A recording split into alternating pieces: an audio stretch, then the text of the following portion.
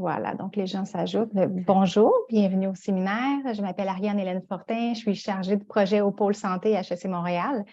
Aujourd'hui, on a la grande chance d'avoir avec nous Sandra Berthezine, qui est professeure en management du milieu de la santé au Conservatoire national des arts et métiers, donc le CNAM en France. Elle est également titulaire de la chaire de gestion des services de santé, toujours au CNAM, et elle est directrice de l'équipe Santé Solidarité et du master aussi spécialisé en économie et en gestion de la santé. Donc, Mme Berthezine, elle intervient et réalise ses recherches au sein d'hôpitaux et d'établissements médico-sociaux. Elle a travaillé sur différentes thématiques, là, entre autres choses, sur la mise en œuvre de stratégies numériques dans le réseau public et privé en santé, sur les enjeux de prise de décision éthique aussi, les enjeux de responsabilité sociale des entreprises en santé. Et elle va nous parler aujourd'hui d'un sujet particulier, en fait, sur l'impact des jumeaux numériques dans le réseau de la santé. C'est un vocable qu'on entend peu souvent ou qu'on commence à entendre, là, et ça se rapproche des concepts de simulation virtuelle. Je vais la laisser nous expliquer tout ça.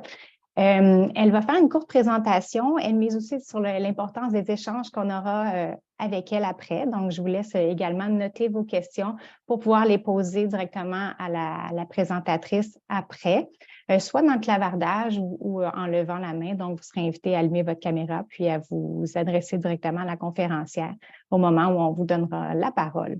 Donc, je la laisse s'adresser à nous. Merci beaucoup de votre présence. Eh bien, bonsoir à tous, enfin bonjour. Chez moi, il est 18 h. Je suis vraiment très heureuse d'être avec vous aujourd'hui. C'était vraiment très gentil, Ariane-Hélène, de m'inviter. Je vous remercie à toute l'équipe pour m'accueillir chez vous lors de ce séminaire que vous avez régulièrement. Alors, quand on s'est rencontrés au mois de novembre, on a essayé d'imaginer sur quelle thématique je pourrais intervenir. Et j'avais deux choses à vous proposer. Un travail que j'ai conduit avec des collègues sur la transformation des hôpitaux à la suite de la crise Covid. Alors, on a fait un gros travail au sein de CHU. Et puis, comme lorsque je suis venue, on en a parlé un petit peu lors d'un autre séminaire, le séminaire Mosaïque, je me suis dit, je vais poursuivre, je vais vous raconter la suite de ce travail et vous allez comprendre comment le jumeau numérique viendrait finalement à la suite de ces travaux d'analyse de crise pour essayer de faire en sorte que les équipes soient mieux sensibilisées à l'incertitude et mieux préparées à décider dans l'incertitude. Alors, je prends des précautions tout de suite. Je ne vais pas vous dire que le jumeau numérique, ça va devenir l'alpha et l'oméga de la gestion de crise dans les hôpitaux. Mais en revanche, c'est un outil extrêmement prometteur pour tous les échelons de la chaîne hiérarchique, c'est la chaîne de commandement, si je puis m'exprimer ainsi, depuis le ministère jusqu'au cadre de proximité à l'intérieur des équipes. Voilà, je prends ces précautions au préalable. Alors, je vais couper ma caméra et je vais partager avec vous mon PowerPoint. Je coupe parce que j'ai des problèmes de PowerPoint, on ne voit pas très bien. Flûte. Attendez, il ne faudrait pas que je fasse de bêtises. Alors, tout à l'heure, j'y suis très bien arrivée. Voilà. Je ne suis pas familière de Zoom. Voilà, ça devrait. Voilà. On y arrive tranquillement. Que ça fonctionne, voilà, tout à fait. Ça s'en vient. Elle est en train de charger. Et là. Voulez-vous tester la caméra, voir si on vous voit bien cette fois-ci? Bon, on en doute. Je pense que c'est affiché. Oui. Mais je pense pas. Je pense que ça va faire des drôles de trucs tout bizarres. Vous voyez, je suis toujours là comme ça, là un peu. Voilà. C'est pas très joli. Ça fonctionne pas. Ça perturbe, voilà. On vous pardonne. On va plutôt faire ça. Voilà. Alors voilà, les jumeaux numériques dans le secteur de la santé. Ma présentation est assez brève. Je vous propose que je vous déroule d'une traite un quart d'heure, 20 minutes, et puis après on discute. Alors, finalement, les jumeaux numériques, quand on commence un petit peu à regarder d'où ça vient, on se rend compte que c'est quand même assez vieux. C'est un concept qui est assez vieux, qui a un peu plus de 20 ans maintenant. Et c'est Michael Greaves, qui était au Florida Institute of Technology, qui en a parlé pour la première fois lors d'un cours qu'il donnait à des élèves. et il parlait des jumeaux numériques comme je le cite, hein, de modélisation d'espace en miroir, hein, lors d'un cours. Et il a commencé vraiment à conceptualiser et à tester le début, hein, de cette technologie à ce moment-là. Et quand il en parle, eh ben, voici ce qu'il explique. Alors, je vois que mon PowerPoint ne s'anime pas automatiquement, tant pis. Ce qu'il explique bien aux participants, c'est que le jumeau numérique, c'est véritablement, et ça il faut le retenir, le double virtuel d'un processus. Alors un processus pour nous de soins, ou là un processus de production d'un bien, à partir d'un inventaire qu'on va faire de l'ensemble des éléments qui le composent. Alors lui, il prend l'exemple de la construction d'automobiles depuis la conception jusqu'à la vente. Et puis voilà, il décrit finement comment toutes les choses se passent et puis quelles données alimentent tout ce process. Donc on comprend bien que immédiatement, Michael Greaves a décrit un jumeau numérique qui est un outil extrêmement dynamique. C'est pas du tout quelque chose de figé, si vous voulez. Et on comprend aussi qu'il va devoir s'enrichir, s'alimenter, s'auto-alimenter, évoluer en fonction de tas de données collectées. Les données, elles peuvent être collectées, on le comprend, en continu, et puis aussi à échéance régulière en fonction de ce que l'on souhaite collecter. Alors, on va prendre le cas des éoliennes parce qu'il est facile et parce qu'il existe déjà dans la réalité. On a déjà des éoliennes qui bénéficient de cette technologie depuis déjà quelques années, notamment pour assurer leur maintenance technique. Donc, on a des capteurs qui sont installés un petit peu partout et qui permettent notamment, pas que ça, mais notamment de mesurer l'usure des pales. Et l'usure des pales, elle est contrôlée grâce à tous ces capteurs qui drainent de l'information, alors liée à l'usure par rapport à la vitesse du vent, par rapport au type de rotation, nombre de rotations, enfin, je vous passe les détails. Et toutes ces données vont alimenter le système d'information qui permet de reproduire dans le jumeau l'usure des pales, si vous voulez. Donc, en fonction de tout ça, en fonction du vent, de la pression, de la vitesse du moteur, etc., on a des indicateurs qui varient et qui vont montrer la pression qui est exercée. Et au bout d'un moment, ça va déclencher des interventions. Ça va déclencher des dépannages. Ça va déclencher de la maintenance avant même que le problème ne survienne, un problème plus grave. Donc, on va intervenir sur de petites réparations au lieu d'intervenir sur des casses extrêmement importantes. Donc, on gagne du temps et évidemment, on gagne de l'argent. Voilà. Donc, ça, c'est le type de jumeaux que l'on trouve assez fréquemment aujourd'hui. Alors, cet exemple, il vaut également pour la santé. C'est exactement pareil dans notre secteur d'activité.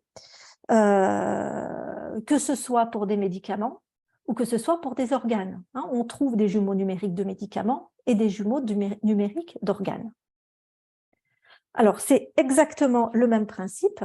On va avoir le système complexe, donc par exemple le médicament ou l'organe en question, ce sont véritablement des systèmes complexes qu'on va pouvoir modéliser à partir de données de santé. Alors, les données de santé, elles viennent d'où? Elles viennent, bien sûr, en partie de la littérature scientifique, mais maintenant, les technologies nous permettent aussi de drainer les données de santé propres à la personne, n'est-ce pas? Donc, on peut avoir un nombre de données vraiment important, beaucoup de caractéristiques de la personne qui vont permettre de modéliser, alors pour le coup, un cœur, un anévrisme, un pied, on va le voir, je vais vous donner l'exemple du pied, et on va vraiment établir le jumeau, le double virtuel parfait de ce que l'on souhaite reproduire. Et on a véritablement là le miroir, comme il était exprimé par Michael Greaves dès 2002. Alors, tout de suite, faites attention parce que en cherchant des exemples, je me suis rendu compte qu'il y avait des confusions qui pouvaient nous induire en erreur. On trouve parfois dans des articles des exemples de jumeaux numériques qui en réalité n'en sont pas, qui peuvent s'apparenter aux jumeaux numériques mais qui ne répondent pas complètement à la définition de Michael Greaves. Vous allez trouver parfois des exemples dits de jumeaux numériques qui sont construits, qui sont bâtis à partir de données qui sont drainées à partir d'une population qui ressemble à celle que l'on veut modéliser, si vous voulez. Donc, on va avoir le jumeau numérique d'un organe qui ressemble à celui d'un homme de 40 ans, etc., fumeur, etc., mais qui n'est pas celui de la personne à proprement parler. On va reproduire l'organe à partir de plusieurs patients, d'un groupe de patients, etc. Alors, c'est d'autant plus facile aujourd'hui, avec les big data, de le faire. Mais cette technologie n'est pas un jumeau numérique. Le jumeau numérique, c'est vraiment une liaison permanente, c'est ce que j'ai noté dans la définition, en temps réel, entre la modélisation et la réalité physique. Le reste, c'est plutôt une modélisation, si vous voulez, sur laquelle on va pouvoir expérimenter des choses, mais ce n'est pas un jumeau numérique. Alors, une fois qu'on a dit ça, est-ce qu'on peut vraiment réaliser des jumeaux numériques dans le secteur de la santé, des jumeaux numériques de services de soins? Et c'est tout l'objet de la discussion que l'on va avoir. Alors, pour aller plus avant, je vais vous donner quelques exemples bien concrets de jumeaux numériques dans le secteur de la santé. On va voir quels sont les apports pour la gestion des risques, parce que je vous ai dit en préambule que c'était dans ce cadre-là que je l'étudiais. Et puis, la conclusion, vous allez la comprendre immédiatement, puisque mon propos consiste à dire qu'il faut absolument, si on s'empare de cette technologie, l'articuler immédiatement aux simulations qui existent dans le monde réel. Parce que l'une ne peut pas aller sans l'autre. Ça nous induirait complètement en erreur, mais on va voir pourquoi. Alors, si l'objectif, c'est se familiariser avec la technologie du numérique tout en comprenant ses implications épistémologiques et organisationnelles, on va voir ce qu'il en est juste après. Alors, quelques exemples dans le secteur de la santé. Ce qui est hyper important, il me semble, tout de suite de garder à l'esprit, c'est que le jumeau numérique ne va pas nous aider à mieux appréhender la complexité. Il ne va pas être vraiment là-dedans parce qu'aujourd'hui encore, peut-être dans quelques années on pourra, la technologie ne nous permet pas d'aller sur ce terrain-là. Alors, j'ai repris la définition d'Edgar Morin qui distingue bien la complexité de ce qui est très compliqué ou très difficile. La complexité n'est pas la complication. Ce qui est compliqué peut se réduire à un principe simple, comme un écheveau embrouillé, en un nœud de marin. C'est très compliqué, très difficile, ça peut nous prendre des heures, mais ça n'est pas la complexité. Un système complexe, lui, ne peut pas être réduit au comportement de ses parties. Il se caractérise par des propriétés émergentes. Alors, ça peut être des qualités, ça peut être des défauts, ça peut être une innovation, ça peut être des dysfonctionnements, mais en tout cas, c'est plus qu'une addition d'éléments. Dans un hôpital, vous n'êtes pas qu'une addition de brancards, de dossiers de malades ou de fiches de poste. On crée des soins, on crée de l'innovation, on a parfois des décès, etc. Ce sont les fameuses propriétés émergentes qui naissent de l'organisation du tout. Et ces propriétés vont ensuite rétroagir sur les parties. C'est là où le jumeau numérique va avoir des problèmes. Le système complexe peut donc être plus que la somme des parties, mais également moins, car les parties peuvent présenter des qualités inhibées par l'organisation dans son ensemble. C'est le cas lorsqu'on dysfonctionne et qu'on a des phénomènes d'effondrement dans les organisations. Alors, dans tous les cas, la technique du jumeau numérique va consister, que ce soit pour un organe ou pour un médicament, à chaque fois d'avoir cette description fine de l'individu à partir de ses propres données de santé. Donc, vous voyez, déjà, ça demande un travail absolument considérable. À partir de cette description fine de l'individu, on va pouvoir opérer des simulations à partir de ce jumeau.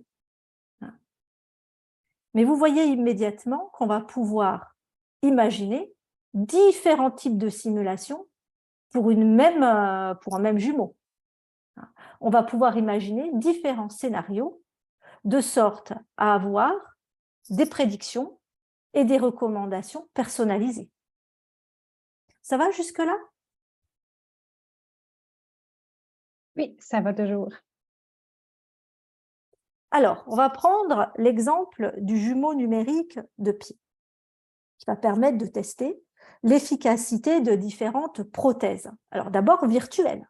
Avant de les fabriquer, elles vont être posées de manière virtuelle, elles vont être elles-mêmes modélisées bien sûr, elles vont être posées et elles vont être adaptées sur le pied virtuel de la personne.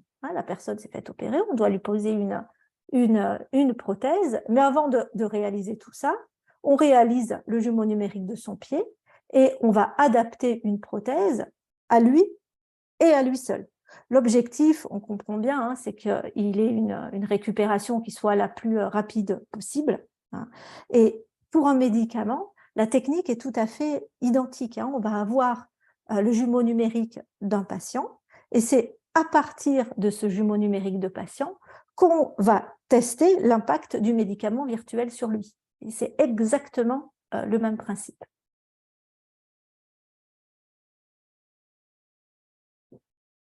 Donc, on voit bien l'intérêt du jumeau numérique pour les industriels. Il y a des débouchés commerciaux. On a beaucoup de sociétés qui proposent ce type d'outils. Donc, évidemment, des débouchés commerciaux. Vous comprenez tout de suite aussi les économies de ressources, hein, des gains de temps et d'argent. Hein, par rapport à des tests in situ, c'est évidemment un gain considérable. Pour les hôpitaux, bien sûr que c'est important. On a à ce stade une proposition de soins personnalisés. Hein, les ressources mobilisées ne sont pas les mêmes, mais les résultats non plus ne sont pas les mêmes. Hein. On va de plus en plus vers cette médecine personnalisée que l'on recherche. Hein. Donc, évidemment, ça joue le jeu de la qualité, hein, de la qualité des soins. Mais pas seulement. On est aussi dans une montée en compétences et dans une forte valeur ajoutée des pratiques professionnelles. Le métier change. On voit bien que là aussi, ça va demander une adaptation dans les formations, dans l'acquisition des compétences au sein des équipes. Et pas seulement, bien sûr, des médecins, c'est aussi le cas aussi de l'ensemble des équipes de soins. Alors, les jumeaux numériques de service, cette fois, sont le reflet de systèmes complexes que l'on trouve dans la littérature scientifique, peu ouverts sur leur environnement, qui comprennent un nombre de composants limités et dont les données sont clairement identifiées. Parce que, vous voyez, quand on fait le jumeau numérique d'un organe ou d'un médicament, oui, ce sont des systèmes complexes, donc par définition ouverts, mais quand même globalement assez peu ouverts sur leur environnement, n'est-ce pas? Et quand vous regardez l'organisation d'un hôpital, un hôpital dans son ensemble, c'est un système complexe, extrêmement ouvert sur son environnement. Donc, le degré de complexité va bien au-delà des jumeaux numériques de médicaments ou d'organes. Donc, c'est pour cela qu'à ce stade, les jumeaux numériques de services de soins, d'organisation humaine, se concentrent essentiellement sur des bouts d'organisation, des bouts de processus, jamais sur la totalité.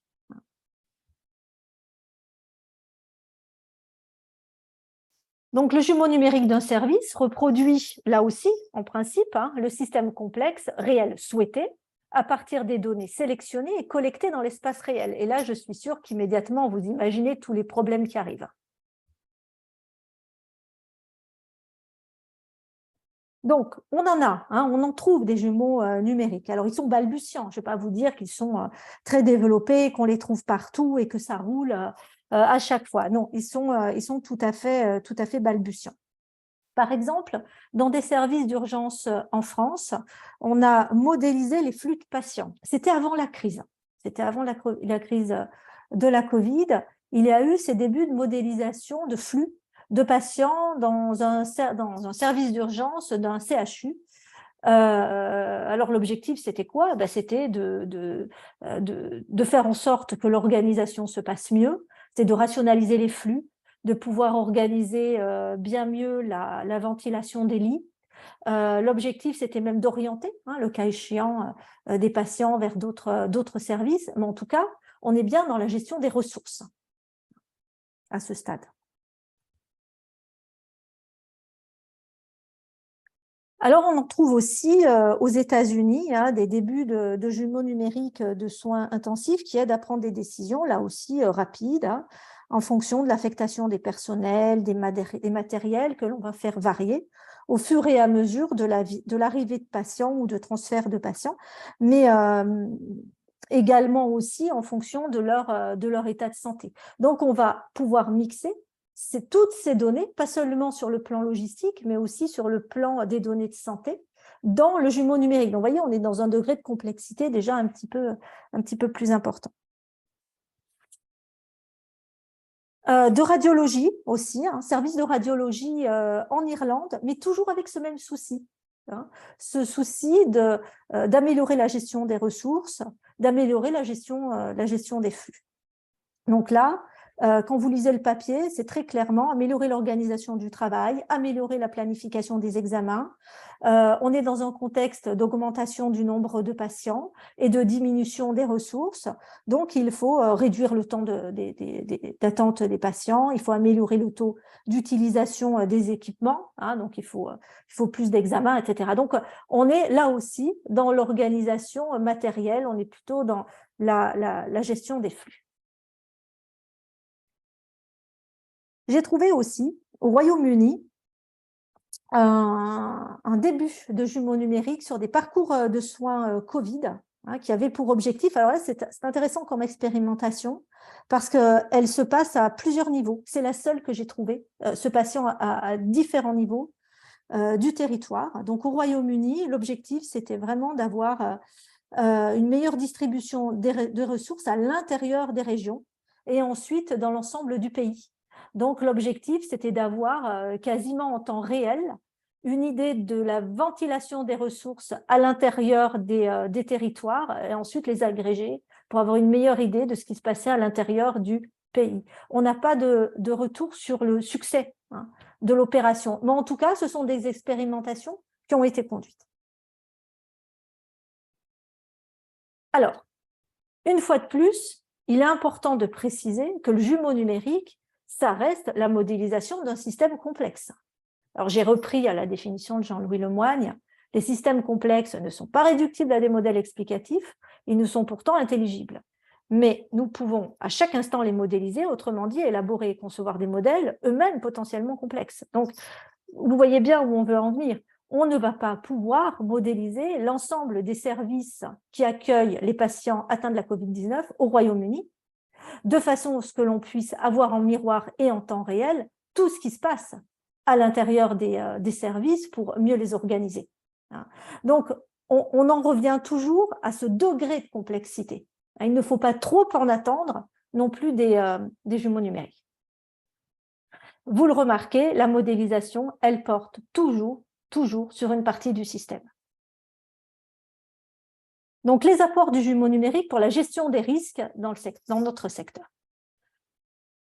Ce qui est intéressant, c'est que quand on regarde, vous avez sans doute en tête les travaux de Frank Knight, qui a été le premier à étudier la question des risques en 1921, vous voyez, au sein des organisations. Donc, ces travaux qui ont été publiés à ce moment-là, ils font une distinction vraiment claire entre ce qui est risqué et de ce qui est incertain. Donc, il nous dit bien que ce qui est risqué, c'est du latin médiéval, ce qui coupe, ce qui est un écueil. Tandis que ce qui est incertain, c'est ce qui est pas vraiment précis, ce qui n'est pas fixé, ce qui est vague, ce qui peut être aléatoire. Donc, vous voyez, pour nous, en termes d'appréhension de l'incertitude et gestion des risques, on est déjà plus sur le même niveau, si vous voulez, d'analyse. Et si je prends la peine de vous le dire, c'est parce que, alors je connais mal les processus de gestion de crise établis au Canada et en particulier au Québec. Mais pour nous, en France, c'est là où il y a eu un problème. Et c'est là où immédiatement, quand on a commencé à réfléchir à comment mieux appréhender l'incertitude, on est allé sur les deux fronts. La simulation numérique grâce aux jumeaux et la simulation réelle grâce aux expérimentations, aux tests, aux jeux de rôle réalisés dans la vraie vie. Je vous explique. En France, depuis toujours, mais bien avant la crise, depuis toujours, on a un guide qui s'appelle le guide de gestion des tensions hospitalières et des situations sanitaires exceptionnelles. Ce guide, c'est vraiment une doctrine qui vit, c'est pas quelque chose de figé, c'est un bel outil qui s'alimente, j'allais dire malheureusement, au fur et à mesure que nous vivons des catastrophes. Une inondation, un accident ferroviaire, des accidents de la route absolument dramatiques avec des proportions invraisemblables, les attentats, et maintenant la Covid. Avant ça, il y a eu la grippe aviaire, etc. À chaque fois que nous connaissons une crise, les professionnels et la tutelle se réunissent en groupe de travail pour faire évoluer la doctrine. Et on a un document que je pourrais vous faire passer, mais qui est extrêmement bien fait et qui explique comment les hôpitaux doivent se préparer avec une gestion centralisée, avec une cellule de crise que l'on a au préalable constituée, dont on sait précisément qui va l'animer, comment elle va se déclencher. On sait absolument tout. On sait comment préparer la crise, on sait comment la gérer lorsqu'elle arrive, et on sait comment faire des retours d'expérience et en tirer des leçons une fois que les choses redeviennent plus normales. Hein. Et toute cette gestion, elle est déclinée sur tous les types de situations exceptionnelles. Les pandémies, les attentats, et même dans les cas où l'hôpital ne pourrait plus assurer des soins. Par exemple, il y a une inondation, les professionnels de la santé ne peuvent plus arriver jusqu'à l'hôpital. Comment est-ce qu'on fait quand même pour continuer d'assurer les soins? Voilà. Enfin bref, vous avez absolument tous les scénarios, tous les types de catastrophes qui sont imaginés et qui donnent une doctrine aux professionnels. Et je peux vous assurer, et pourtant je suis extrêmement critique à l'égard des règles, des procédures, des protocoles qui enferment et qui corsettent les initiatives, mais pour le coup, on ne peut rien, absolument rien reprocher à ce guide. Mais vous voyez, patatras, quand la crise est arrivée, que les professionnels, où qu'ils soient dans le territoire, se sont emparés de ce guide, se sont dit, mais rien ne correspond à ce que l'on vit. On a beau tout chercher, la question des pandémies est évoquée, mais là, ça ressemble à rien. Et du coup, on ne peut rien faire. Et les choses se sont retrouvées, si vous voulez, un peu figées. Ils se sont dit, mais il faut tout réinventer là. Ils sont arrivés quand même avec un succès, certains vous diraient relatif, mais ce n'est pas vrai, quand même avec énormément de courage et de succès. Mais le but maintenant, c'est d'essayer vraiment de comprendre pourquoi ce guide et comment ce guide peut être enrichi, et surtout pourquoi. Et quand on l'analyse, on se rend compte de ça. On se dit, mais flûte, en 1921, Frank Knight nous disait déjà, le risque c'est ça, l'incertitude c'est ça. Et puis finalement, dans un guide, qu'est-ce qu'on a fait? On a parlé de situations exceptionnelles en essayant de traiter l'incertitude en fait comme un risque. Et c'est là où il y a eu cette forme de dissonance qui a créé, si vous voulez, cette inadéquation entre le guide, bien qu'il soit, je le répète, extrêmement bien fait, et puis ce qu'il proposait compte tenu de la situation. Donc, c'est pour ça qu'on est revenu à nos fondamentaux. Dans nos travaux, on s'est dit, bon, ben voilà, on va repartir du début. Frank Knight nous l'a dit il y a 100 ans. Eh bien, reprenons ça et faisons la part des choses pour repartir dans les bons rails, sur les bons rails. Donc, le risque, c'est la distribution du résultat parmi un ensemble de cas qui est connu, soit par un calcul a priori, soit par des statistiques fondées sur les fréquences observées. L'incertitude, autrement dit, le risque, vous pouvez le chiffrer. J'ai tant de pourcents de risque de faire ceci. Il y a tant de pourcents de chances qu'un grand brûlé déclenche une infection. Bon, voilà. On peut le chiffrer. L'incertitude, ce n'est pas le cas. On ne peut pas en connaître le résultat parce que c'est impossible de regrouper les cas.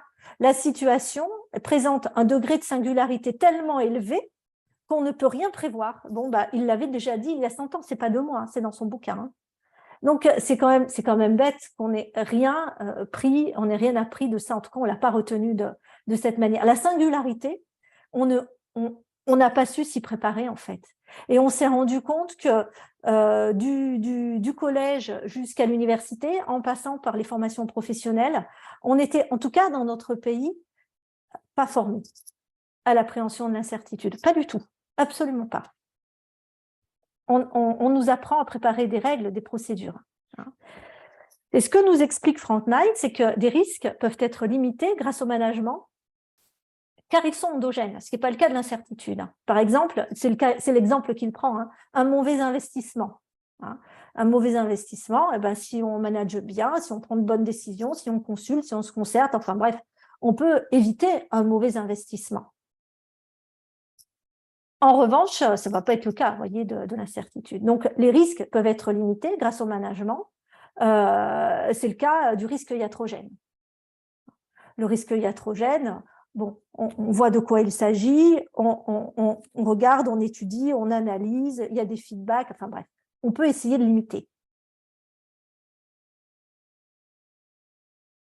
Le risque lié à une situation sanitaire exceptionnelle, tel qu'ils sont présentés, si vous voulez, dans un guide de bonne pratique, oui, bien sûr. Mais finalement, ce que l'on arrive à réguler, ce sont les risques liés à la gestion de la crise, mais pas l'incertitude qui nous met face à une situation tellement nouvelle qu'on en est paralysé, si vous voulez. Eh bien ça, pour le coup, on ne sait pas faire. Mais c'est ce que propose le guide. Mais pour le reste, non. C'est celui-là. C'est un cadre vraiment qui nous dit absolument tout. Et alors, je vous le donne en 1000. On aurait voulu le faire, on n'y serait pas arrivé. Il a été diffusé aux établissements en novembre 2019, 3 mois, dans sa nouvelle version, 3 mois avant le lockdown. Donc, c'était vraiment inespéré. Et quand c'est arrivé, beaucoup de directeurs qualité avouaient ne pas avoir ouvert encore la nouvelle version. Donc, le guide fixe des règles de l'organisation de la montée en puissance, une montée en puissance graduée de l'établissement, le fonctionnement de la cellule de crise, l'utilisation d'outils. Il y a des tas d'outils qui sont proposés, mais qui sont extrêmement pertinents en cas de catastrophe naturelle, accident, etc. Concernant les épidémies, voilà ce que le guide propose. Il propose d'identifier les ressources immédiatement pour pouvoir s'organiser sur le territoire. Quels sont les lits, comment sont les chambres individuelles, etc. etc. Mais vous voyez qu'on n'était plus là-dedans, puisqu'il fallait tout déprogrammer. Ça a dépassé ce cadre-là. Donc, exemple, lutte contre la saturation des services, d'un service des urgences. Donc là, dans le cadre du jumeau numérique, l'objectif, ce serait d'alimenter le jumeau numérique de données en temps réel, afin de le faire évoluer en même temps que la réalité, pour alerter sur les points de rupture, comme le souhaite le guide, si vous voulez, sur les points de rupture. Alors, à très court terme, durant la crise, là, au plus fort, ça aurait été très intéressant. Les lits disponibles, les autres ressources matérielles, et puis les compétences disponibles en temps réel, parce que vous vous souvenez bien qu'on avait toutes les peines du monde à trouver des personnels qui soient compétents en réanimation. On a formé au pas de charge des équipes pour qu'elles viennent en renfort dans ces services de réanimation. Et finalement, c'est ça qui nous a manqué. Et puis, ça permettrait aussi de prendre des décisions davantage éclairées et anticipées, s'agissant de la redistribution des ressources à l'intérieur d'un établissement, entre plusieurs établissements d'un même territoire, ou même entre établissements dans différents territoires. Vous vous souvenez qu'on a été obligé de transférer des malades d'un établissement à un autre par TGV, parce que les ressources, elles étaient ailleurs, elles n'étaient pas au bon endroit, au fur et à mesure que l'épidémie avançait dans le pays. Donc, vraiment, le jumeau, là, il serait utile pour développer une réflexion prospective sur les ruptures à venir, en fonction de différents scénarios de flux de patients sur une période donnée et en fonction des événements. Alors, on a une catastrophe ferroviaire, là, il n'y a pas très longtemps, il y avait encore le procès de la catastrophe ferroviaire de Bretigny qui a eu lieu il y a quelques années en banlieue parisienne. Eh bien, on pourrait tout à fait imaginer des scénarios où on a plusieurs trains qui rentrent en collision, on a différentes victimes, mais alors comment on fait pour les évacuer, vers quel type d'hôpital, qui est apte à prendre en charge ce type de patients. Voilà. C'était le cas aussi pour les attentats. On s'est rendu compte qu'avec les attentats, on savait prendre en charge des victimes d'accidents, mais autant de victimes par balle, on ne savait pas faire, on n'était pas équipé. Et donc, on a eu des plans là, qui ont permis de réagir ensuite par rapport à ça. Mais vous voyez, avec un jumeau numérique, on aurait tout cela en temps réel. Et à l'échelle d'un territoire, le jumeau pourrait refléter les variations de ressources mobilisées et disponibles pour prévoir et faciliter la mutualisation qu'on espère avoir, hein, des personnels et des moyens matériels, de la libération des lits, des transferts de patients, et même la mobilisation des transports médicalisés qui ont été, je pense, vous aussi, hein, évidemment, mis à contribution plus durant la crise. Et puis aussi à l'échelle d'une région.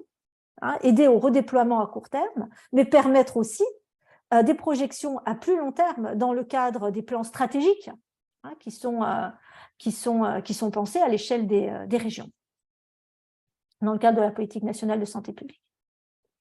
Alors, évidemment, quand on pense aux jumeaux numériques et qu'on le met en perspective avec tout ce qu'on a vécu pendant la crise, on ne peut pas dire autre chose qu'il semble une piste plus que promoteuse pour pallier les défaillances des systèmes d'information que l'on a relevés au cours des différentes enquêtes sénatoriales qui ont suivi l'année 2020, si vous voulez, en gros. On s'est rendu compte de quoi? On s'est rendu compte que l'on avait beaucoup de systèmes d'information qui drainaient beaucoup d'informations à différents niveaux, différents types d'informations, drainés par des personnes complètement différentes et à différents niveaux des territoires. On demandait aux médecins de rentrer des informations concernant les malades. On demandait aux cadres de santé de contribuer à la saisie d'informations s'agissant des ressources mobilisées. On demandait aux directeurs d'établissement d'agréger les informations et de les renvoyer à la tutelle et aux différentes autres organisations, à la tutelle régionale, hein, et aux différentes autres organisations qui les demandaient. Bref, on a beaucoup de bases de données, le Civic et l'Aurore. Alors, je ne sais pas si je l'ai mis juste après. Oui, voilà. Vous voyez, on a l'Aurore là qui apparaît ici. Je ne sais pas si vous voyez ma souris. Et le Civic, l'Aurore, c'est une énorme base de données qui permet de lister les ressources. Et le Civic, c'est pour lister les patients. C'est pour ça qu'on n'avait pas un bon comptage de malades et on n'avait pas un bon comptage de ressources. Donc, ça ne va pas. Si vous voulez, pour le dire un peu rapidement, on peut tout pister avec nos téléphones. Hein, vous pouvez savoir où est votre iPad depuis votre téléphone. On peut tout voir, mais à l'hôpital, on ne peut rien voir. Chez nous, on ne sait même pas où est un brancard, un matériel, un respirateur. En fait, on ne sait pas. Ils sont là potentiellement parce qu'ils font partie de l'inventaire, mais on ne sait pas où ils sont. Vous voyez, la technologie, elle existe. Hein, pour gérer l'ensemble de ces flux, il n'en faudrait pas de beaucoup pour qu'on alimente de manière beaucoup plus stratégique et prospective, comme j'ai essayé de le montrer ici, hein, les données, hein, et pour aider à prendre des décisions. Alors là, évidemment, je l'ai illustré avec le Balance Scorecard parce que c'est facile, hein, mais vous voyez bien ce dont il s'agit. En revanche, le jumeau numérique a des limites. On voit bien qu'on ne peut pas traiter la crise uniquement avec des données qui nous arrivent d'un système d'information. Alors, l'incertitude, nous dit Knight, pour en revenir à lui, c'est qu'elle vient de facteurs exogènes. Si vous voulez, on a beau se préparer à tout, si on se prend une météorite comme l'ont prise les dinosaures, il ne restera rien de nous.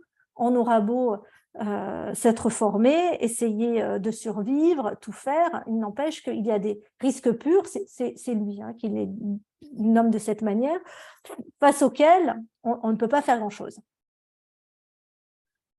Alors voilà, c'est là où on a pêché avec notre guide. Et alors, dans ces situations, les possibilités de l'avenir ne peuvent pas être identifiées, quelle que soit la qualité de votre guide, quelle que soit l'énergie que vous y avez mis, quel que soit le temps que vous y avez passé, quelles que soient les compétences des personnes qui se sont mobilisées pour écrire ce guide. Ce n'est pas possible, on ne peut pas prévoir avec des guides, avec des procédures, avec des protocoles, ce qu'il va arriver dans l'avenir. On ne peut pas probabiliser tout ça, on ne peut rien quantifier de manière certaine, le phénomène est beaucoup trop complexe. Et le système de santé est bien sûr un phénomène complexe. Et l'hôpital, il est lui aussi un système complexe, dans un système encore plus complexe qui est celui de la santé. Donc, vous vous souvenez, le jumeau numérique, il ne cherche pas à simplifier la réalité. Il cherche à complexifier la réalité, au sens de Morin, hein, la complexité au sens de Morin. Donc, mobiliser l'hôpital dans son ensemble, ou même un service dans son ensemble, ça paraît absolument impossible. Hein, sauf à être gagné par le démon de la place, c'est absolument impossible. On n'a pas cette boule de cristal qui nous permettrait de tout anticiper. J'ai repris un petit texte de Laplace pour mettre ça dans le contexte. Une intelligence qui, à un instant donné, connaîtrait toutes les forces dont la nature est animée et la situation respective des êtres qui la composent. Rien ne serait incertain pour elle et l'avenir comme le passé serait présent à ses yeux. Ben non, le jumeau numérique ne nous permettra pas ça. Alors, deux outils avec deux objectifs complètement différents, mais qui viennent se compléter. Les simulations avec un jumeau, de façon à avoir un miroir de la réalité et des simulations dans le monde réel pour se confronter à un environnement beaucoup plus plausible. Donc, les simulations dans le monde réel, ça nous permet vraiment d'apprendre de l'environnement, de mieux comprendre, de changer, de s'adapter et de progresser. Mais tout le débat que l'on a chez nous, c'est à condition qu'on nous laisse le faire. Et là, je pense qu'on aura matière à échanger, si vous voulez. Donc, les simulations à ce stade, en France, elles sont sur le papier, inopinées ou annoncées. C'est comme ça. Dans le guide dont je vous ai parlé depuis le début, les simulations, les expérimentations, les mises en situation sont encouragées. Elles sont encouragées à échéances régulières. Alors, c'est vrai que de temps en temps, vu qu'elles ne sont pas tout le temps faites, rarement faites par les établissements faute de temps, elles sont impulsées par le préfet, qui est le garant de la sécurité des territoires. Mais le préfet, qu'est-ce qu'il fait? Il l'annonce et il fait préparer des scénarios. Donc, si vous voulez, on n'est plus vraiment dans une simulation de la réalité. On est dans un jeu de rôle dont le scénario est prévu de bout en bout. Donc, on n'est plus vraiment dans une véritable simulation. On a une simulation qui est biaisée. Donc, si vous voulez, dans ce guide, tout y est. Mais pour le faire correctement, on s'y prend mal. Donc, les simulations, le guide nous le dit, elles peuvent être organisées à différents échelons, national, zonal, régional, départemental, local. C'est dit pour la totalité ou la partie du dispositif de gestion de crise. Et c'est comme ça qu'en 2019, le fameux TGV médicalisé a été testé, grandeur nature, avec une collaboration avec la SNCF. Alors là, vous vous rendez compte, évidemment, il fallait le préparer, le scénario. La SNCF ne pouvait pas improviser un TGV complètement réaménagé pour un exercice d'une journée. Il y a eu un gros scénario préparé par le SAMU de Paris et la SNCF pour préparer tout ça. Eh ben, ils ont eu le nez creux, si je puis m'exprimer ainsi, puisque même pas un an après, ils le mettaient en œuvre grandeur nature, et plus d'une fois, à l'échelle du pays. Donc, ça sert tout de même, mais ça ne suffit pas. Donc, la simulation dans le monde réel permet de se préparer à des situations tout à fait inédites, uniques, inattendues. C'est pour ça que, par exemple, imaginez un scénario où l'on dise aux professionnels d'un établissement, ben voici le scénario, on a une attaque zombie, à 8 h du matin, tout s'arrête, on n'a plus d'électricité, on est coupé du monde extérieur, on est mis en quarantaine, un mur va se dresser, la loi martiale est décrétée, qu'est-ce qu'on fait? Voilà. Et laisser les professionnels libres de jouer le rôle en se donnant, en se distribuant les rôles, là, ça commence à devenir intéressant. Donc, évidemment, on a besoin de cette articulation des outils des mondes virtuels et réels pour faire face aux crises sanitaires.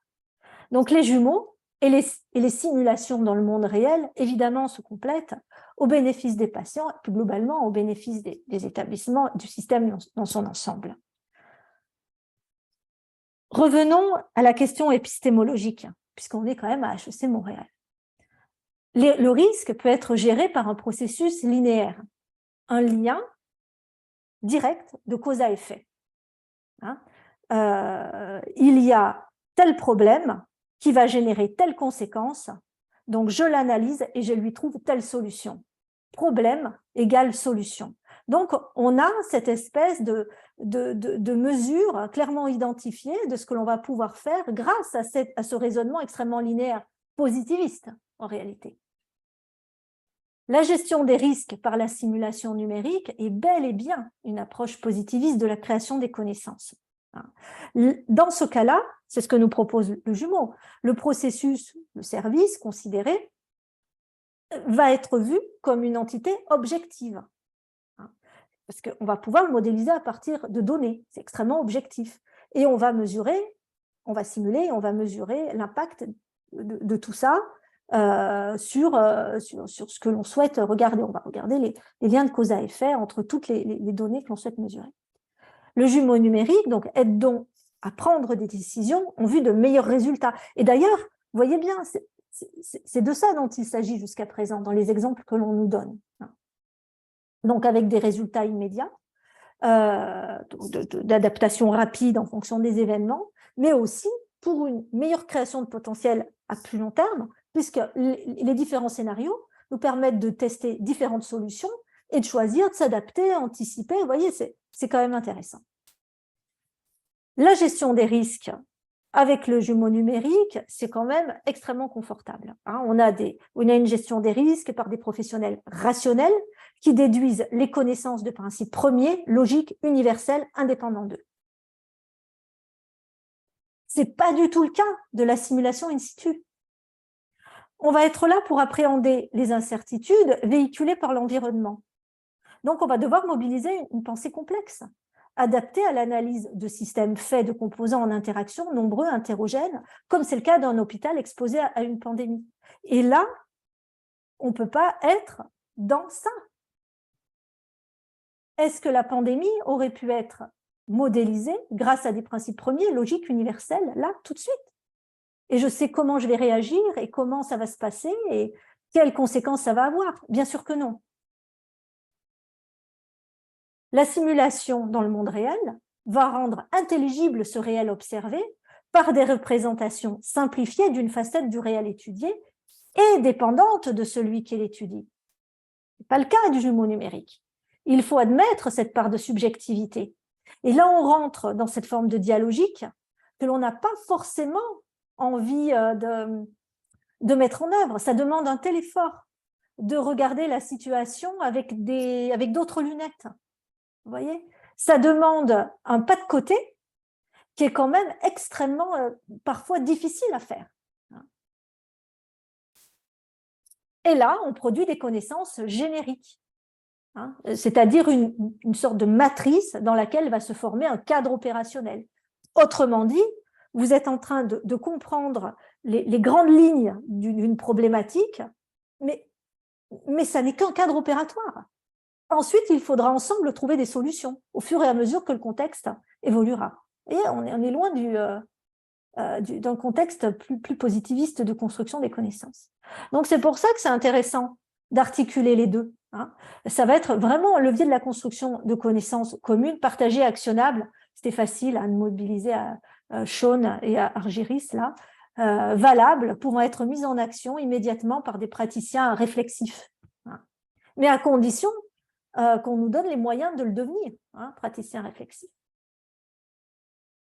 Voilà, donc en guise de conclusion, praticiens et chercheurs suggèrent des solutions depuis avant la crise pour assurer la pérennité du système de santé, encore aujourd'hui bouleversé par la crise et traversé de tensions qui n'ont fait que s'envenimer depuis la fin de la crise. On manque de ressources humaines, on ferme des services, enfin bref, on pourra en discuter, mais enfin, c'est des problèmes que vous connaissez bien. Les facteurs clés de succès, ce serait de se doter d'une sagesse pratique, être des professionnels rationnels, réflexifs, pragmatiques, capables de créer des connaissances et de prendre des décisions, notamment grâce aux simulations, qu'elles soient in silico, pour reprendre ce néologisme, et in situ, bien sûr, les deux, et pas l'un ou l'autre, les deux. Le jumeau numérique simule des inconnus connus pour anticiper les difficultés, comme dans le guide, prendre des décisions adaptées pour une meilleure gestion des risques. La simulation in situ, elle va simuler plutôt des inconnus, l'attaque zombie, une nouvelle pandémie, pour encourager une pratique réflexive propice à la co-construction d'une meilleure compréhension de l'incertitude. Les retours d'expérience à l'issue de ce type de jeu, de mise en situation, sont extrêmement propices à la construction de nouvelles connaissances. On voit quels sont les problèmes aux interfaces, on comprend mieux quel rôle on se distribue, quels sont les problèmes de communication entre les différents échelons. Ça permet de prendre des décisions très pratico-pratiques, mais aussi de s'interroger sur des postures, sur des décisions qu'on devrait prendre, sur des processus que l'on n'a pas. Vous voyez, ça suggère une remise en question qui va bien au-delà de ce que permet la remise en question d'une procédure, si vous voulez. Voilà, j'ai mis quelques références. Alors, je vais arrêter le partage. Merci. Merci beaucoup pour cette présentation. Oh, j'entends une... Alors arrêter le partage, comment dois-je faire déjà? Je vais m'en occuper, merci. On va demander de l'aide. Merci, comme tout à l'heure. Parfait, merci. Voilà. Merci beaucoup pour cette présentation. On a un peu de temps pour la période de questions. J'en ai quelques-unes de notées. Je voudrais laisser la parole aux gens qui sont là. Donc, j'ouvre la période de questions. Qu'est-ce que vous aimeriez demander, discuter, comprendre à propos de ce dont on vient de discuter aujourd'hui, à propos des jumeaux numériques et de leur utilité? Donc, les questions peuvent s'écrire directement dans le clavartage ou vous pouvez lever la main pour allumer votre caméra, votre micro. Donc, on va y aller avec une première question de Jocelyn Bisson. Allez-y.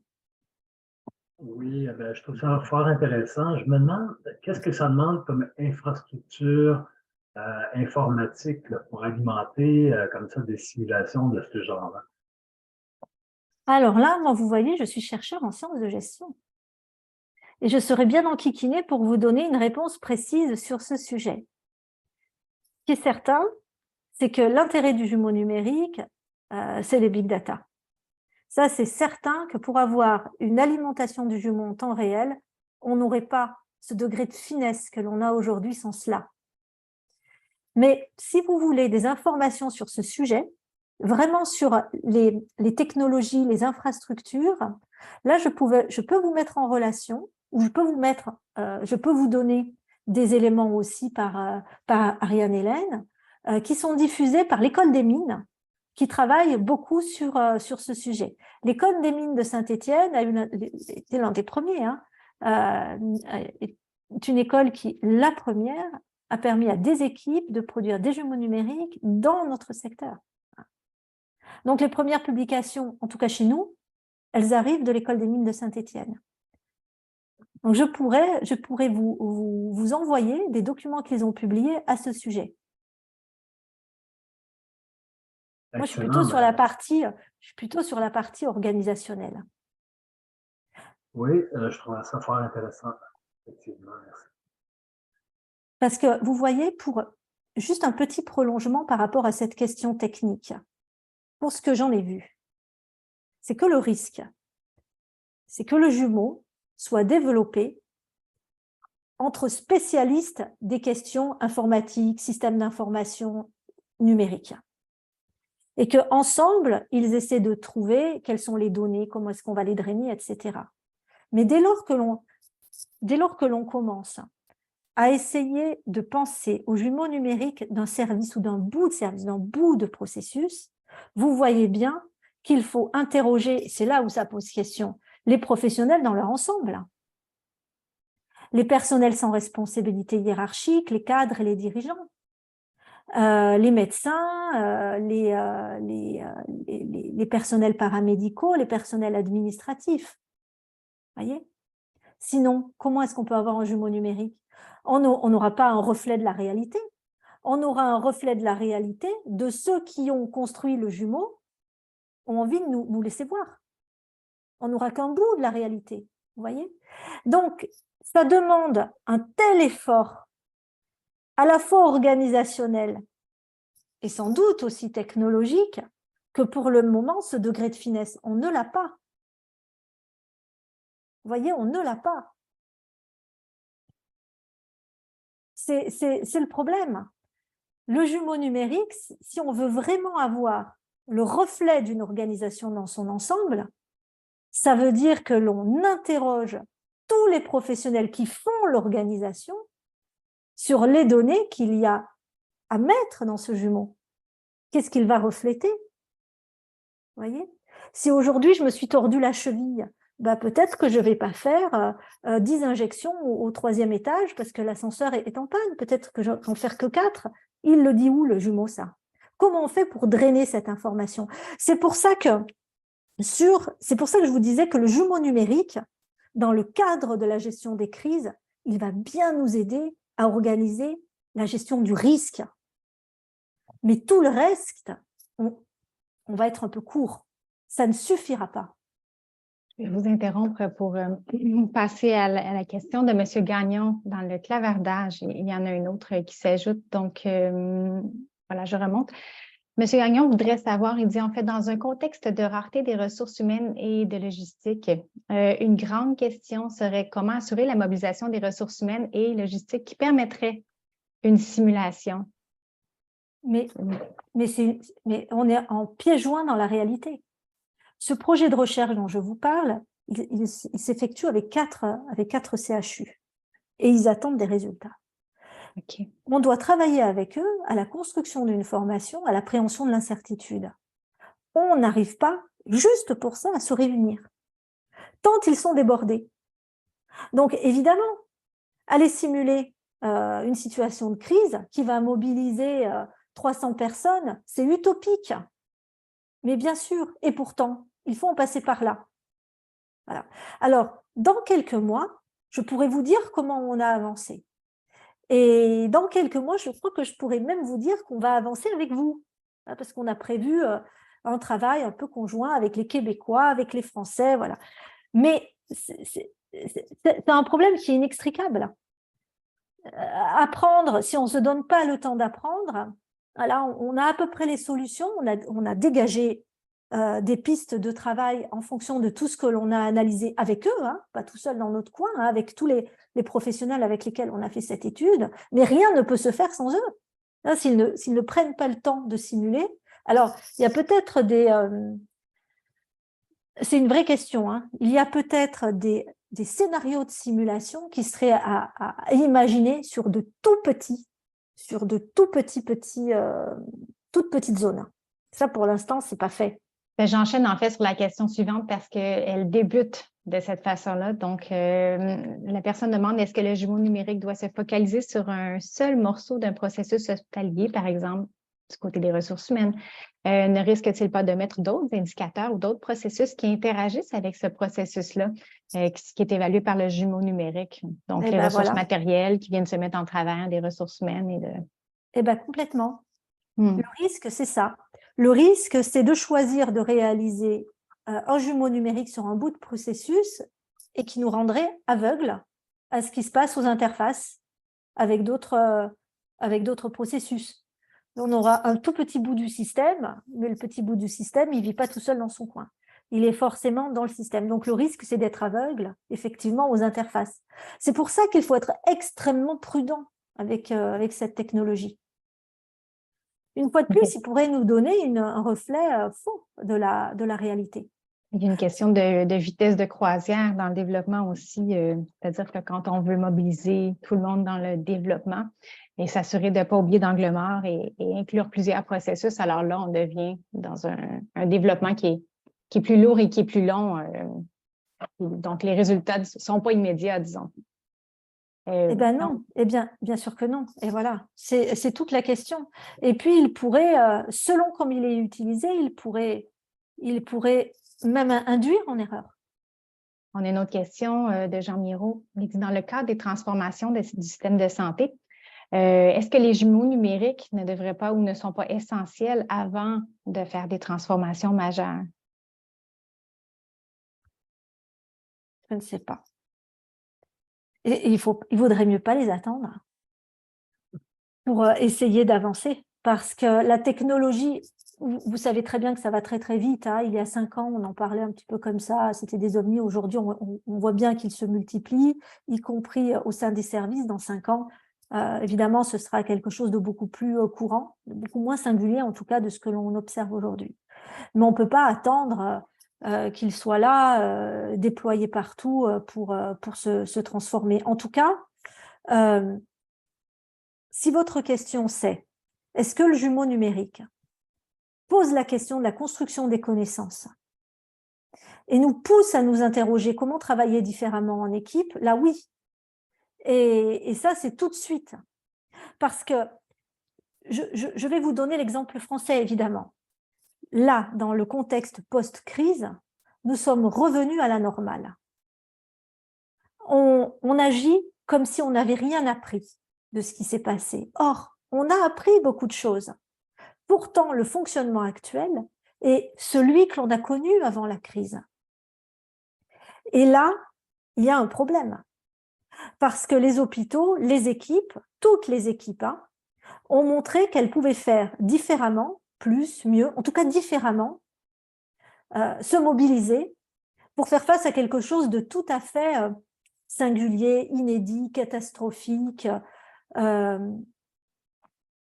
Et Je ensuite, vois on que fait Jean comme si Miro tout... a la main levée aussi, donc je vous invite, Jean, à Oui, non, mais je trouve intervenir ça... directement aussi. Est-ce que vous m'entendez? Oui, Oui. absolument. Non, OK. Non, je trouve ça super intéressant. Le but de ma question, c'est que, tu sais, il y a beaucoup de transformations, là, peu importe les juridictions, là, puis quand on cherche les bases au-delà de théoriques, là, mais la simulation des impacts avant de les faire, c'est souvent absent. Il y a énormément d'efforts et on mobilise beaucoup de ressources humaines, argent et compagnie. Et on constate après quelques années qu'on refait, on va dans une autre direction. Puis je me dis maintenant, avec la puissance des machines, là, technologiquement, l'intelligence artificielle, vraiment les ordinateurs beaucoup plus puissants, le data analyst, vraiment l'expertise qui se développe à grand V, exposant V, je me dis, est-ce que ça ne serait pas plus intéressant maintenant? Puis on l'a vu un peu avec je ne sais pas en France, mais on l'a vu un peu ici avec la pandémie. Quand on a commencé à simuler le nombre de lits requis, puis les tendances sur le dépassement des lits de courte durée avec les vagues là, de la COVID, qui nous a amené un peu à dire, là, il faut réduire telle activité parce qu'on va manquer de lits. Puis on a vu que ça s'est raffiné graduellement, puis je pense que probablement que vous avez fait la même chose en France, comme les Anglais ont fait aussi. Puis j'ai trouvé que la pandémie a ouvert la porte à cette exploitation-là de l'information. Et moi, je me vendu un peu comme ça. Je pense qu'on ne simule pas assez nos transformations avant de les faire, puis voir les actions requises pour atteindre les objectifs. Puis ce que vous avez présenté, moi, m'a allumé par rapport à dire, c'est vraiment l'ère nouvelle dans l'utilisation de la donnée, même si c'est complexe, là, l'expertise, ça développe rapidement. Mais avant de faire toutes sortes de transformations majeures pour mobiliser les gens, est-ce que ça prend un peu de temps d'utiliser un peu l'approche que vous avez présentée? Là, puis, en tout cas, j'ai trouvé ça super intéressant. C'est pour ça le début de ma question. Alors, mais oui, mais vous avez complètement raison. Alors, juste une parenthèse, mais qui va dans le sens de ce que vous dites. Cette espèce d'expérimentation, chez nous, peut-être moins chez vous, vous me direz, elle n'est pas permise, elle est moins autorisée. On n'est pas dans l'essai-erreur. On voit bien que la simulation, que ce soit avec un jumeau ou dans la vraie vie, consiste à essayer et à se tromper. Essai-erreur, essai-erreur, essai-erreur. Et puis, tant qu'on n'y arrive pas, on recommence. Et puis peut-être que ce qui marchait hier ne va pas marcher aujourd'hui. Il faudra encore recommencer. Essai-erreur. On n'est pas dans cette culture-là. Notre culture cartésienne, nous, on ne s'en rend même plus compte. C'est tellement ancré dans notre ADN que c'est un petit peu comme si on avait tout... excusez-moi. C'est un petit peu comme si on avait tout garder uniquement, garder uniquement les aspects les plus enfermants de la pensée cartésienne en oubliant tout le reste. Je m'explique. La pensée cartésienne nous indique qu'il y a d'un côté le phénomène et il y a de l'autre côté ce que l'on va étudier. Chez nous, c'est simple. l'analogie, oh, excusez-moi, c'est pas possible. Excusez-moi. Chez nous, l'analogie est simple. On a donc d'un côté la maladie et de l'autre côté, on a le patient. Voilà. On va pas apporter du soin à quelqu'un qui est malade, on va traiter une maladie. Donc, ce que nous apprend Descartes, c'est à regarder un phénomène, la maladie, par exemple, hein, et à le découper, ce phénomène, en petits morceaux. Et donc, on va avoir des experts de chacun des morceaux. On va avoir un expert en hématologie, puis on va avoir un expert en gestion, et puis un expert en climat. Voilà. Chacun va étudier un phénomène avec un petit bout de sa connaissance. Et alors après, on a du mal un petit peu à rassembler le tout, d'une part. D'autre part, on a des problèmes organisationnels qui nous invitent à une connaissance extrêmement verticale. Celui qui sait, c'est celui qui a le poste. Donc, celui qui sait, c'est d'abord le ministère, ensuite ce sont les tutelles, ensuite ce sont les directeurs d'établissement, etc., etc. Dès lors que vous parlez de jumeaux numériques ou que vous parlez de simulation in situ, vous voyez très bien que l'on est en train de partager la connaissance. On est en train de tester quelque chose ensemble. Donc, c'est pour faire évoluer ensemble. C'est pour avoir une autre image de la réalité. On est dans cette dialogique qui n'est pas permise avec un fonctionnement extrêmement vertical. Voyez ? Et c'est ça l'enquiquinant. Vous aurez beau dépenser des millions sur un jumeau numérique, il vous donnera des indications toutes fausses s'il ne permet pas cette dialogique. Sauf que nous, on a des règles et des procédures qui l'empêchent a priori. Vous voyez ? Chacun est dans sa case avec son rôle. Et c'est ça qui commence à être un petit peu enquiquinant. Je ne suis pas en train de vous dire qu'il faut oublier une pensée cartésienne, il faut la combiner avec une pensée complexe. Je vais repasser la parole à Jocelyne Bisson avant peut-être qu'on conclue le séminaire. Oui, moi, ce qui m'intriguait, c'est un peu les moteurs de calcul pour arriver au résultat des simulations. Est-ce qu'on se base sur des modèles statistiques? C'est la régression linéaire, des modèles plus Lisserel. C'est complètement autre chose. Je serais très curieux de voir qu'est-ce qu'il y a derrière. Moi, je n'avancerai pas de réponse. Sur le plan technique, je vous dirais des bêtises. Ce n'est pas du tout mon domaine. Mon rôle, c'est plutôt d'alerter ceux qui vont faire ça. Attention, là, vous n'avez prévu que cette donnée, mais il y a toutes les autres. Et il y a plein de facteurs qui vont rentrer en ligne de compte, qui vont venir perturber la donnée. Comment est-ce que vous allez prendre en considération ces facteurs? Vous voyez, c'est sur un jumeau numérique qui nous permet à gérer qui aide à gérer des flux de patients dans un service des urgences. Comment est-ce qu'on fait? Alors là, sur le plan technique, c'est intéressant. Hein. Comment est-ce qu'on fait pour faire changer le jumeau en fonction d'une grève? Comment on fait? Parce que le matin même, on ne sait pas qui va faire la grève. Voyez? Alors, qui va drainer l'info? Quand et comment? Jusqu'à quel stade le jumeau va être juste? Voyez? Et puis, quand on vient de casser un matériel, par exemple, il y a les roues d'un brancard qui viennent de céder. Admettons hein, qu'on ait des étiquettes partout sur les brancards et qu'on sache où ils sont. Comment est-ce qu'on fait pour savoir qu'il n'est plus actif? Qui va saisir l'information? Qui va la lire? À partir de quand le jumeau va nous donner une image réelle de la réalité? Vous voyez, il y a tout ça qu'il faut bien garder à l'esprit.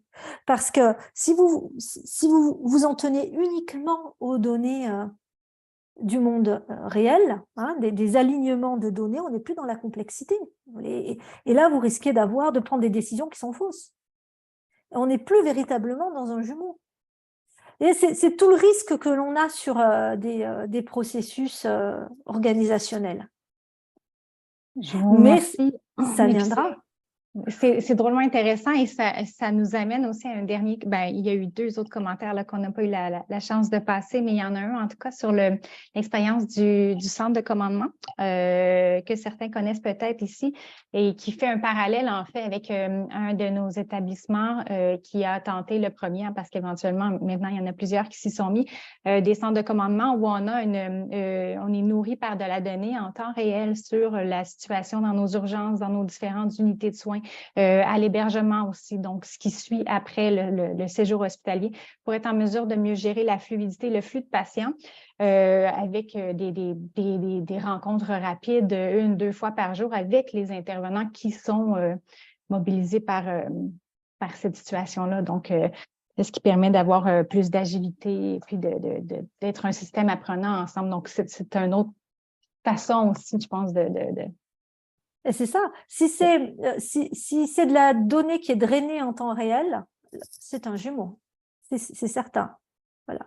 Si ce n'est pas vraiment en temps réel, si on n'a pas vraiment toutes les données, toutes les caractéristiques, tous les paramètres en fonction de facteurs que l'on a envie d'étudier, qu'on veut faire bouger, varier, c'est une technologie qui s'apparente, mais on est vraiment là-dedans. Mais petit à petit, elles vont être de plus en plus adaptées, de plus en plus performantes. On aura des solutions pour qu'elles permettent de réduire, vous voyez, tous ces biais. Mais le problème, et c'était là-dessus que je voulais vous alerter, le problème, il n'est pas technologique. Parce que la technique, la technologie, les connaissances que les informaticiens, que nos collègues des mines et d'ailleurs pourront produire pour avoir des jumeaux qui soient de plus en plus adaptés, on l'aura. Ça ne fait aucun doute. Mais en revanche, d'un point de vue organisationnel, on est dans tout à fait autre chose. On est dans un autre rapport à la construction de connaissances.